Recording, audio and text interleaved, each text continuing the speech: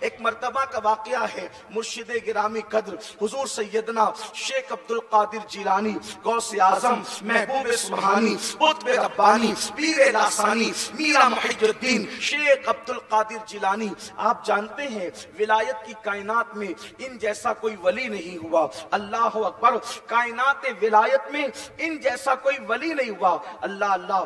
تو سرکار غوث پاک فرماتے ہیں میرا بچپنا تھا، ابتدائی جوانی تھی، اور میں بغداد معلیٰ کے اندر تعلیم حاصل کر رہا تھا، بغداد شریف میں۔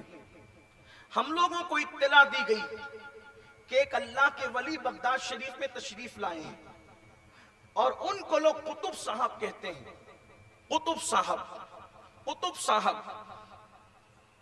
تو میں نے اپنے دوستوں سے کہا کہ قطب صاحب آئے ہیں، چلو چل کر ان کی زیارت کریں، ان سے جا کے ملاقات کریں۔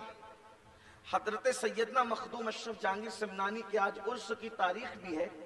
میرے مخدوم صاحب فرماتے ہیں کہ بزرگوں کی چہروں کی زیارت وہ عبادت ہے کہ اگر وہ چھوٹ جائے تو پھر اس کی کبھی قضا نہیں ہو سکتی۔ اور عبادتوں کی قضا ہو سکتی ہے، لیکن بزرگوں کے چہرے کی عبادت، بزرگوں کے چہروں کو دیکھنا وہ عبادت ہے، اس کی قضا نہیں ہے۔ کیوں؟ جیسے مثال کے طور پہ اگر کسی بندے کا نفل روزہ چھوٹ جائے، یعنی اس نے توڑ دیا وہ نفل روزہ، اب اس کو قضا کرنا چاہتے تو آج کی بجائے کل کر لے گا، لیکن روزہ تو اس کو ملا۔ لیکن جو بزرگ دنیا سے چلا گیا تب اس کا چہرہ دیکھنا کہاں نصیب ہوگا۔ اسی لیے مخدوم صاحب فرماتے ہیں جب کسی شہر میں جاؤ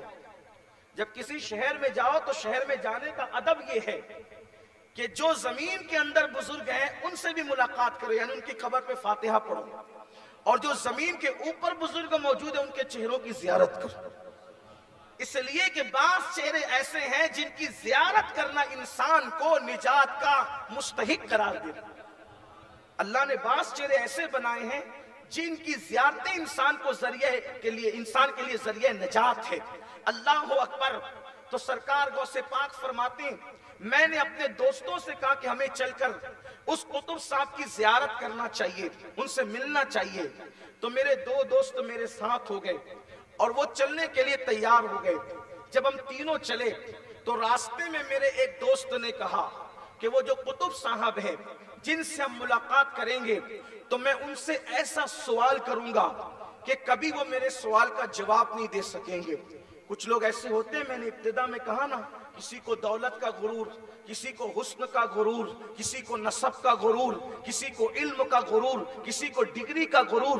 گرس کے انسان کو اللہ کچھ دیتا ہے تو انانیت کچھ لوگوں کے اندر آ جاتی ہے۔ کہنے والے نے کہا ہے خدا جب حسن دیتا ہے نزاکت آ ہی جاتی ہے۔ اللہ اکبر۔ مگر خوش نصیب ہے وہ لوگ جن کو اللہ سب کچھ دیتا ہے پھر بھی وہ جھک کر رہتے ہیں، اور جو جھک کے رہتے ہیں وہی سب کچھ ہوتے ہیں۔ اس لیے کہ ہمیشہ پھلدار ٹہنی جھکی ہوئی ہوتی ہے، جو ٹہنیاں بانج ہوتی ہے وہی اٹھی ہوئی ہوتی ہے، اور پھلدار ٹہنیاں جھکی ہوئی ہوتی ہے۔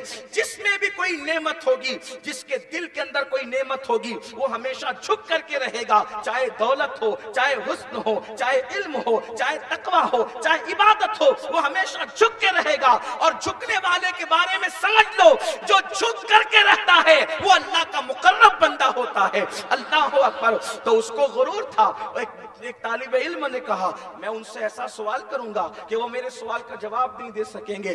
دوسرے نے کہا میں بھی کچھ پوچھوں گا، لیکن غوث پاک تھے، حسنی حسینی سید شیخ عبد القادر جیلانی، کریم الابوین، میرے امام کہتے ہیں نبوی ذل، علوی برج، بطولی منزل، حسنی چاند حسینی ہے اجالا تیرا۔ جب دونوں دوستوں نے کہا، ایک نے کہا ایک کی گستاخی بے ادبی بڑی، ایسا پوچھوں گا کہ جواب نہیں دے پائیں گے، اور دوسرے نے کہا میں بھی کچھ پوچھوں گا، وہ بھی تو گستاخی اس کی تھی لیکن اتنی بڑی نہیں تھی۔ اور غوث پاک نے کہا بھائی اپنی کیا حیثیت، ہم کیا پوچھے بڑے بزرگوں سے اور ان کا کیا امتحان لیں، ہم تو زیارت کریں گے اور دعا لے کر کے آ جائیں گے، ہم تو زیارت کریں گے اور دعا لے کر آ جائیں گے۔ اور تینوں پہنچے، اور تینوں پہنچنے کے بعد وہ واقعی کتب تھے، اللہ والے تھے۔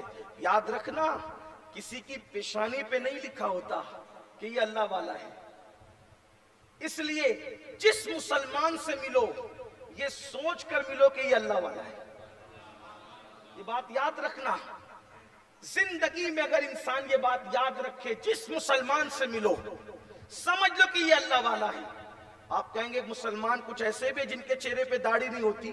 ارے اللہ کے بندے آج نہیں ہے, ہو سکتا اللہ توفیق دے وہ کل رکھ لے. کچھ مسلمان تو بے نمازی بھی ہے, آج نہیں پڑھتا, برا کرتا ہے, فسق ہے, فجور ہے, لیکن ہو سکتا ہے اللہ کل اسے توفیق دے. خاتمہ کس نے دیکھا؟ خاتمہ کس نے دیکھا اور اعتبار خاتمے کا ہے؟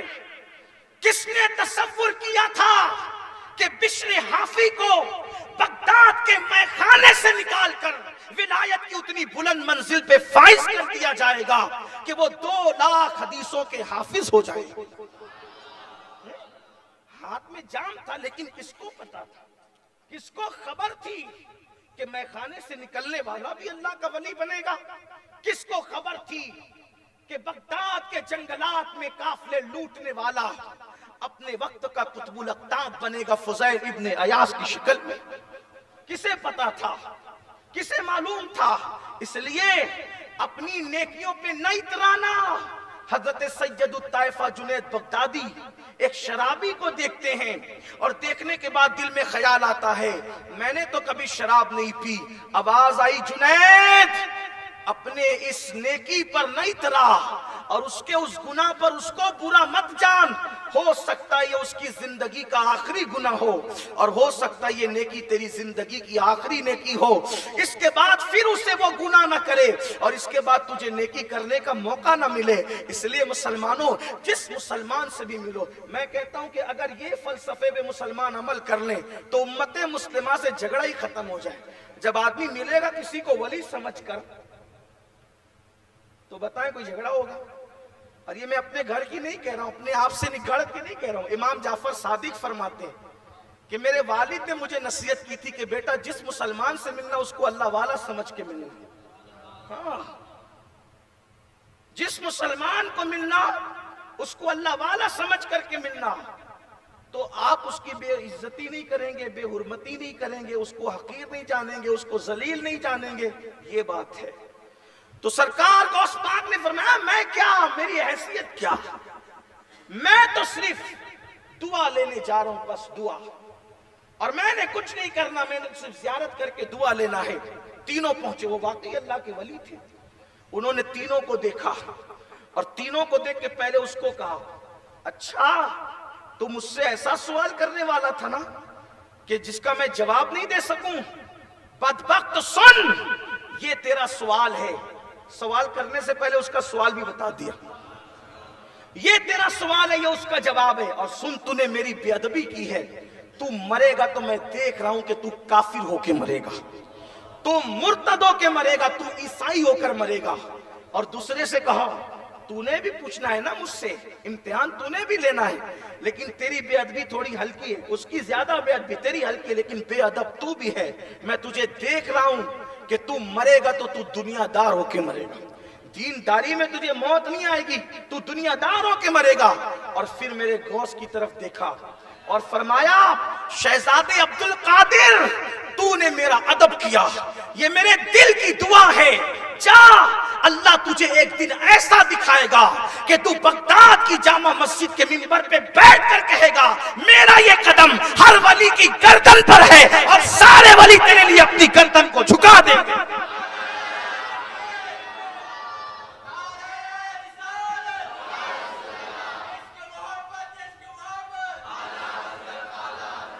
یہ تھی بچپنے کی بات.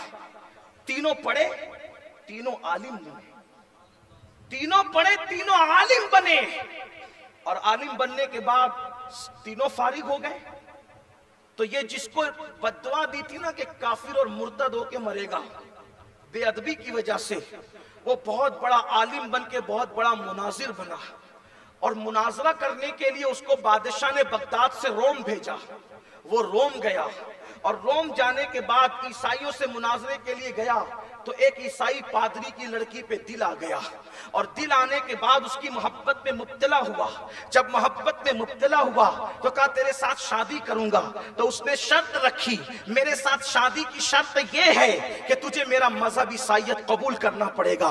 کہاں تو مناظرہ کر کے عیسائیوں کو زیر کرنے گیا تھا، لیکن بے ادبی کا نتیجہ دیکھو کہ وہ عیسائی ہو گیا اور سور چرانے لگا، عیسائی ہو گیا، سور کے بچے کندھوں پہ اٹھانے لگا۔ اللہ اکبر، اس کا انجام یہ ہوا، وہ بھی دوسرا بھی عالم بنا، ایسا نہیں کہ علم نہیں ملا، وہ بھی عالم بنا، بادشاہ کا وزیر بنا، اور وزارت کے اسی منصب پر فائز رہتے ہوئے اس کا دنیا داری میں انتقال ہوا۔ لیکن جب میرے مرشد حضور غوث پاک کی باری آئی تو پھر غوث پاک نے فرمایا میرا یہ قدم ہر ولی کی گردن پر ہے، تو سرکار غوثیت ماب رضی اللہ تعالیٰ کے لیے سارے ولیوں نے اپنی گردن جھکائی۔ اب پتہ چلا کہ ادب انسان کو کہاں تک پہنچاتا ہے۔ اس لیے اپنی زندگی میں ادب کا زیور پیدا کرو۔